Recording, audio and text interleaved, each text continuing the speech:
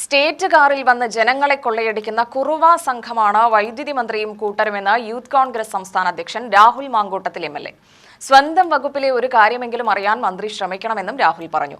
ചെറിയ വ്യത്യാസത്തിൽ 2 തവണ വൈദ്യുതി നിരക്ക് വർദ്ധിപ്പിക്കുന്ന ക്രൂരമായ കൊള്ളയാണിത്. കുറുവ സംഘം ഇവരെക്കാൾ കുറച്ചുകൂടി ഭേദമാണ്. അവർ സ്റ്റേറ്റ് കാറിൽ വന്നല്ല കൊള്ളയടിക്കുന്നത്.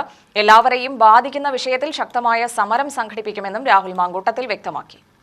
പറയുന്ന കാരണം പണമില്ല. പക്ഷെ ഇവരുടെ ഏതെങ്കിലും ഒരു ആഡംബരത്തിന് കർട്ടൻ ഇടാൻ 1 കോടി രൂപ മാറ്റിവെച്ചിട്ടുള്ള സർക്കാരല്ലേ?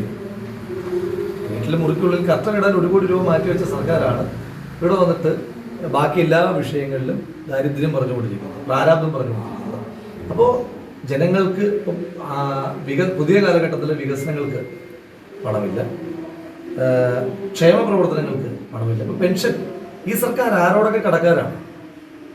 ഈ സർക്കാർ ഏഷ്യൻ ബാങ്കിനോടും അല്ലെങ്കിൽ ലോക ബാങ്കിനോടും മാത്രമല്ലോ കടക്കാർ. ഈ സർക്കാർ നിത്യനിദാന ചെലവിന് വകയില്ലാത്ത നമ്മുടെ നാട്ടിലെ ഏറ്റവും സാധാരണക്കാരായ മനുഷ്യന്മാരുണ്ടല്ലോ, അവരോട് പോലും ഏതാണ്ട് 6000 രൂപ കടക്കാരാണ് ഈ സർക്കാർ, അല്ലേ? പെൻഷൻ കൊടുത്തിട്ട് 4 മാസമായി. ഈ നാട്ടിൽ ഓരോ സാധാരണ മനുഷ്യനോടും വരെ കടം പറഞ്ഞുകൊണ്ടിരിക്കുന്ന ഒരു സർക്കാരാണ്. അപ്പോൾ ഇവർ എന്തെങ്കിലുമൊക്കെ ഒന്ന് കുറയ്ക്കും. ഒന്നുകിൽ നിങ്ങളുടെ ഈ ദൂരത്ത് കുറയ്ക്കും, അതല്ലെങ്കിൽ നിങ്ങളുടെ തള്ളു കുറയ്ക്കും. എന്തെങ്കിലും ഒന്ന് കുറച്ചിട്ട് ബാക്കി ജനങ്ങളെ ഒന്ന് സത്യസന്ധമായിട്ട് അഭിമുഖീകരിച്ചാൽ നന്നായിരിക്കും എന്നുള്ളൊരു അഭിപ്രായം.